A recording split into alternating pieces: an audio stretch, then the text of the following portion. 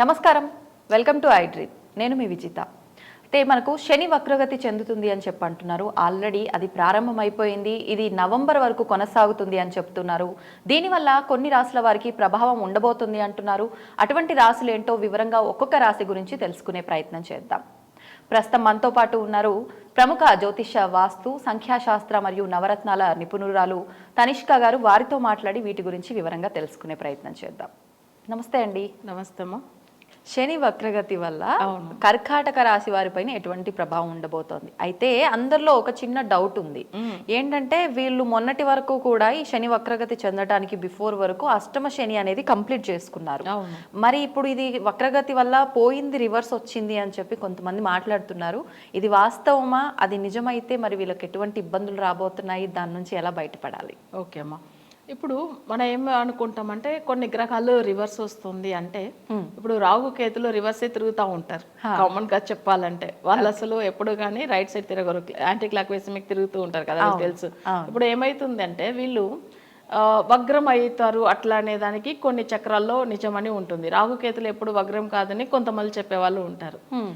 కొన్ని సబ్జెక్టులు అట్లా వగ్రం అవుతారు. సరే, ఇప్పుడు వీళ్ళు వగ్ర గదిలో ఉన్నారు అంటే కర్కాటక రాశికి అష్టమాధిపతి ఆయన అంటే అష్టమంలో ఉండి 9th వెళ్ళాడు. యాక్చువల్లీ ఏందంటే వగ్రం అయినప్పుడు ఏమైతుందంటే మళ్ళీ వాళ్ళకి సమస్యలు వస్తుంది.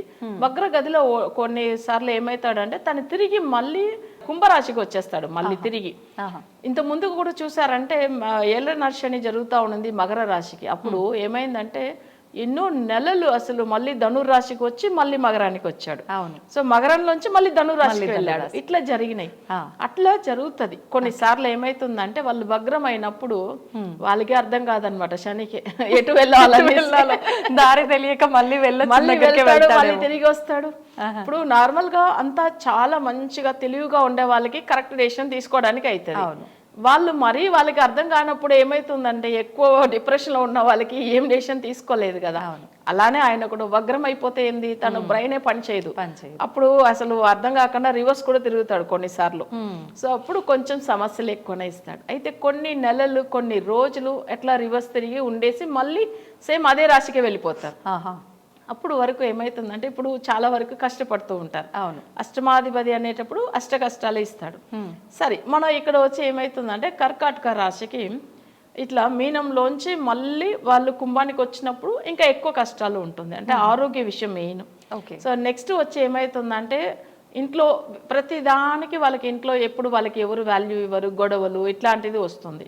సో అష్టమంలో ఉన్నాడు కదా, వీళ్ళు ఏది చేసినా తప్పునే అనుకుంటూ ఉంటారు. ఇంట్లో ఉండే వాళ్ళు కూడా వీళ్ళు మాటలు కానీ అన్ని అట్లనే ఉంటాయి. ఎందుకంటే అష్టమంలో ఉన్న శని వాక్ స్థానంని చూస్తాడు. అప్పుడు వాక్ అంటే వీళ్ళు మాట్లాడే మాటలు, వీళ్ళు చెప్పేది అంతా వాళ్ళకి అంతా ఇంట్లో ఉన్న వాళ్ళకి కూడా కోపం వస్తుంది. సో అలానే వీళ్ళ బిహేవియర్ అలా అనిపిస్తుంది ఆ టైమింగ్ లో. అంతే, టైం బాగాలేనప్పుడు అంతే కదా. మంచి చేసినా చెడవుతుంది అంటారు కదా, ఆ పరిస్థితిలో ఉన్నారు. కానీ ఇప్పుడు ఏంటంటే వగ్రగదిలో ఉన్న శని ఇక్కడ కర్కాటకానికి 7th 8th లాడవుతాడు. 7th వచ్చి వివాహం గురించి ఉండేది, తర్వాత వచ్చి హస్బెండ్ గురించి ఉండేది, మ్యారేజ్ అయిన వాళ్ళకి, లేదు మ్యారేజ్ అయిన వాళ్ళు భార్య గురించి ఉండేది. నెక్స్ట్ 7th హౌస్ వచ్చి బిజినెస్ పార్ట్నర్ గురించి ఉండేది. అవి కాకుండా జనుల మధ్యలో ఒక మంచి నేమ్ రావాలంటే జనవశ్యం కూడా 7th హౌస్ అని పెట్టి ఉంటుంది. సో ఇదంతా కూడా కర్కాటక రాశికి సంబంధించింది. ఇప్పుడు శని వగ్రంలో ఉన్నప్పుడు ఏమైతుందంటే ఇదన్నీ సమస్యలుగానే ఉంటుంది. అంటే ఇంట్లో గొడవలు, భార్యాభర్తల మధ్యలో గొడవలు, లేదా వివాహం ఆలస్యం అవ్వడము, లేకపోతే సంబంధాలు చూసి వాళ్ళకి మంచిగా అనిపించిన సంబంధం ఏదో ఒక రీజన్ వల్ల ఆగిపోవడము. సో ఇట్లాంటిదంతా ఉంటుంది. నెక్స్ట్ అష్టమాధిపతి కూడా అవుతాడు కాబట్టి ఇంట్లో కష్టాలు, గొడవలు ప్లస్ ఆరోగ్య సమస్యలు ఇవన్నీ మేజర్ గా ఉంటుంది మా కర్కాటక రాశి వాళ్ళకి. ఓకే. అది అంటే మీరు అన్నట్టు ఇందాక జనాల్లో నేమ్ లేకపోవడము ఇదంతా కూడా ఇప్పుడు ఈ టైం పీరియడ్ వరకేనా? నవంబర్ వరకేనా? నవంబర్ వరకుమే. ఓకే. తర్వాత ఏంటంటే ఆయన ఎట్లానే 9th హౌస్ లో ఉన్నాడు కాబట్టి పెద్ద సమస్యలు అయితే ఇవ్వడు. కర్కాటక రాశికి ఆల్రెడీ ఏమైతుందంటే ఈ శని ప్రభావం కాకుండా రాహు కేతుల ప్రభావం ఎక్కువ ఉంది ఇప్పుడు గోచార రీతిగా. ఎందుకంటే ఈయనకు కర్కాటక రాశికి 2nd హౌస్ లో కేతు ఉన్నాడు, అష్టమంలో రాహు. 2nd హౌస్ లో ఉన్న కేతు వల్ల కుటుంబంలో సంచలనం ఎక్కువ ఉంటది, సమస్యలు ఎక్కువగా ఉంటాయి. అందుకని కొంచెం ఈ అష్టమ శని తొలగిపోయిందని కాకుండా ఈ కేతు రావడం ఇంకా సమస్య అయిపోయింది. ఇది ఎప్పటి వరకు అంటే యాక్చువల్లీ ఇది 1.5 year ఉంటుంది కేతు. ఇప్పుడు లాస్ట్ 3 months గా అసలు ఇక్కడ వచ్చిండు కదా ఆయన కర్కాటకంలో, అంటే సింహానికి వచ్చినాడు కదా కేతు. సింహం అనేటప్పుడు వాళ్ళకి కర్కాటకానికి 2nd house, అది ధనస్థానం ఉంటుంది, కుటుంబ స్థానం ఉంటుంది, డబ్బుల విషయంలో కూడా సమస్యలు, ఇప్పుడు ఆర్థికంగా కూడా సమస్యలు ఉంటుంది, ఇంట్లో గొడవలు ఉంటుంది. జనరల్ గా ఏమైతుందంటే ఇప్పుడు కర్కాటక రాశిలో ఉన్న వాళ్ళకి భార్యకు అసలు ఆరోగ్య సమస్యలు ఎక్కువ అవుతా ఉంటుంది. హస్బెండ్ కర్కాటక రాశిలో ఉంటే భార్య ఉంటుంది. ఒకవేళ భార్య జాతకం కర్కాటక రాశి అయితే హస్బెండ్ కి సమస్యలు ఎక్కువ ఉంటుంది. ఓకే, ఆరోగ్యపరంగా. ఎందుకంటే కుటుంబం అంటే అక్కడ మ్యారేజ్ అయిన వాళ్ళకి సో మేజర్ గా ఇక్కడ ఏంటంటే భార్య గురించి లేదు భర్త గురించి ఆ రాశిని పెట్టి వాళ్ళకి ఆ 2nd house అనే దాని వల్ల. ఇంకొకటి ధనస్థానం కూడా అవే కదా, ధనస్థానం అనేటప్పుడు మళ్ళీ ఆర్థిక ఇబ్బందులు, సో కొన్ని గొడవలు కూడా ఉంటాయి. అంటే ఇంట్లో గొడవలు ఎప్పుడు, ఎందుకంటే కేతు అనేటప్పుడు కేతుకు 5 తలలు, ఒక చిన్న విషయాన్ని 5 రకంగా థింక్ చేసి ఇంట్లో పెద్ద గొడవలు పెట్టుకుంటూ ఉంటారు. ఒక తల ఉంటేనే క్రియేట్ చేసి రకరకాల ఆలోచనలు క్రియేట్ అవుతాయి. ఓకే ఓకే, ఒక తల ఉంటేనే ఎంత ఆలోచనలు, అంటే 5 తలలు ఉంటే ఎంత ఉంటుంది చెప్పండి. సో అలా బాధపడుతూ ఉంటారు, బుర్ర ఖరాబ్.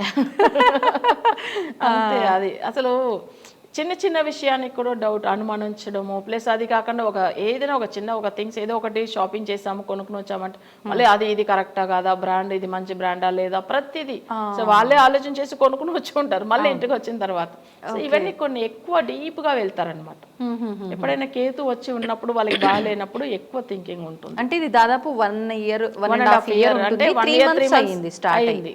ఓకే, ఇప్పుడు గోచార రీతిగా ఉన్న మన శని గురించి మాట్లాడుతున్నాము, కానీ ఇది సమస్య ఉంది కర్కాటక రాశి. ఓకే, మరి దీని నుంచి ఎలా బయటపడొచ్చు అంటారు? తప్పకుండా. ఇంకొక విషయము, ఇప్పుడు మిథునంలో గురువు ఉన్నాడు, 12లో ఉన్నాడు గురువు, మీకు తెలిసే ఉంటది. కర్కాటకానికి 12లో గురువు మంచోడు కాదు.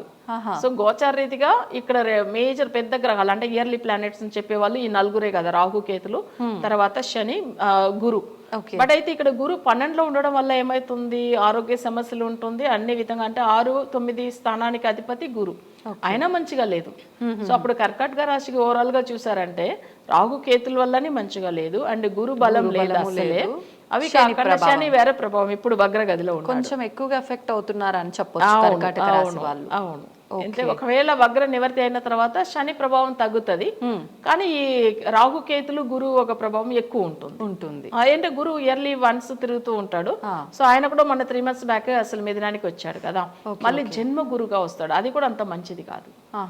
అది నీ ప్రాబ్లమే ఉంది గురు జన్మ గురు వచ్చినప్పుడు. మరి దీనికి రెమెడీ అండి? ఇప్పుడు వీళ్ళకి చెప్పాలంటే కర్కాటక రాశికి ఈ రాహు కేతులకి మళ్ళీ గురికి, అది కాకుండా ఇప్పుడు వగ్రమైన శనికి ఇవన్నీ చేయాలి కదా. కానీ తప్పకుండా అయితే పూజలు చేసుకోవడం వల్ల మంచిదే.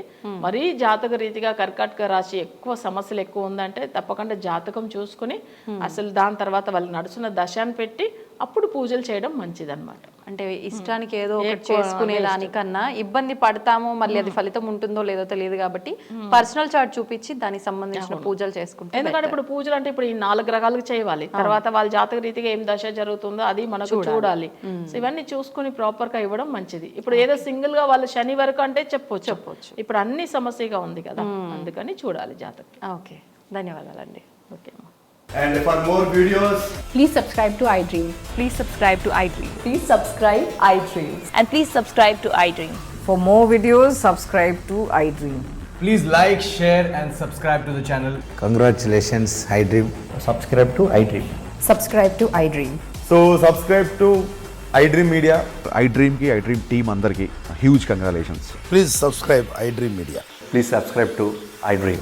Subscribe iDream. Please subscribe to iDream. iDream అంటే నా కళల ఛానల్ను సబ్స్క్రైబ్ చేసుకున్న నోరు తిరుగుతలేదు, మీరైతే గంట గుర్తు కొట్టండి. For more such videos, please subscribe to iDream. Subscribe to iDream. Please subscribe to iDream. Please subscribe iDream Media. Please do subscribe to iDream. Please subscribe to iDream Media. For best entertainment and information, please subscribe iDream. And don't forget to subscribe to iDream. తవ్వుతూనే శివలింగం సరే దాన్ని అట్లా కప్పేసేయండి, చూపించదండి. Krishna is there, మూర్తి పూజ కాదు, సాక్షాత్ బ్రజేంద్ర నందన భగవాన్ ఉన్నారు మూర్తిలో. ఏమీ ఆశించకుండా ఆరాధించే వాళ్ళు కూడా ఉన్నారా ప్రభుజీ? నిజమైన భక్తి అంటే మనకు తెలియదు కాబట్టి